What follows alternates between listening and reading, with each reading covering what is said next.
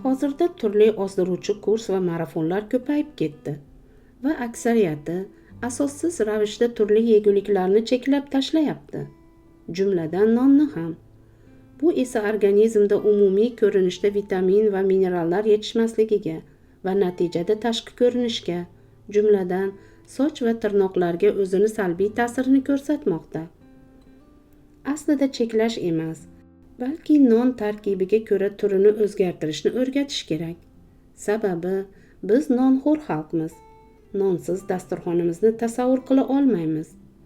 Cheklangani bilan baribir yeymiz. Bug'doy ichki, ya'ni un va tashqi qobiq, kepak qismdan iborat. Soch va tirnoqlar uchun kerakli bo'lgan E va guruh, RR vitaminlari, sink, magniy, temir va boshqa elementlar aynan qobiq qismida yuqori miqdorda bo'ladi. Lekin biz foydasiz, ya'ni ichki qismini o'zimiz yeb, foydali qismini hayvonlarga beramiz. Avvallari ota-bobolarimiz bunday muammoga duch kelishmaganini sababi, ular bug'doydan kepagini ajratmay, boricha maydalab non qilishgan. Lekin biz eng oliy navdan foydalanamiz. Bizga tashqi ko'rinish chiroyli, oppoq bo'lsa bo'ldi. Bu to'g'ri emas.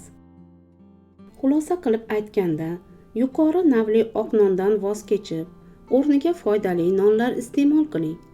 Shunda soch va tirnoqlar uchun muhim bo'lgan vitamin va minerallar tanqisligi kuzatilmaydi. Endi non yemaslik qanday oqibatlarga olib kelishi mumkinligi haqida gaplashamiz. Non uglevod va kaloriyaning koni hisoblanadi. Birgina nonning o'zi to'ydirmagani bilan suyuq sho'rva yoki sabzavotli taomga qo'shib iste'mol qilinsa, sezilarli darajada kaloriya qo'shiladi. Un mahsulotlari kletchatka va uglevodga boy bo'lib, organizmni energiya bilan ta'minlaydi. Non iste'mol qilmaslik esa holsizlik va charchoqni his qilishga sabab bo'ladi.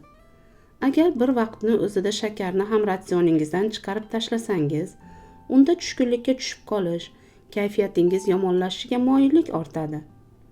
Bundan tashqari, non yemaslik soch to'kilishiga ham olib kelishini unutmaslik kerak. Shifokorlar umuman non iste'mol qilmaslikni tavsiya qilmaydi. To'g'ri ovqatlanish bu nondan butkul voz kechish degani emas. Shunchaki uning me'yorida va foydali mahsulotlar qo'shib tayyorlanganini iste'mol qilish kerak.